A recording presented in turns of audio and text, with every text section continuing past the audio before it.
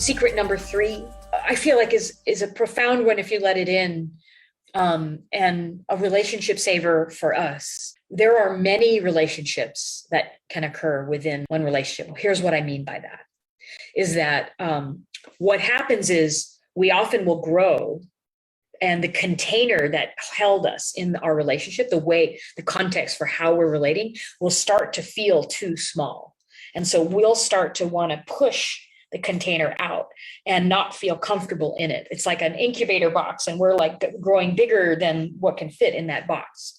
And in that moment, often our go-to is, well, this relationship, because you think of it as the container that's holding you, that is fixed, doesn't feel good. I need to leave, or else I can't fit here anymore. I can't be me here anymore. And container can mean like the way we're interacting, the kind of roles we have around the house, our roles, our big ones. The the kind of way we handle conflict, or the way that I think of you and you think of me. Like maybe I'm the student and you're the teacher, or these kinds of narratives, the automatic narratives you're running about who you are, why you're together, and what you're getting out of the relationship, or all of those that's the container that Jennifer's talking about. And we mistake that for being the relationship, because it really does feel like that context is the relationship.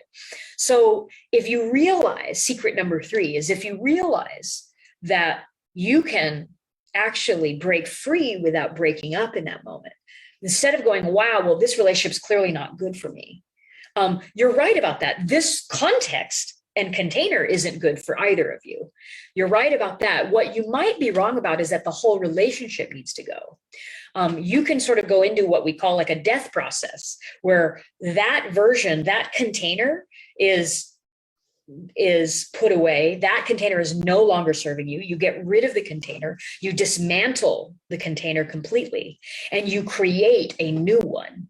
So Bryan and I have had at least like 2.5 relationships, maybe. Right. So where we got to a point where that particular way we were relating needed to be dismantled, and we needed to build a much grander, larger container to hold us without breaking up, but actually creating something that created a feeling of way more expansion and freedom. And so realizing that your relationship you can have it die, you can have the container dismantled while holding the commitment fixed and creating a new one without sacrificing the entire relationship.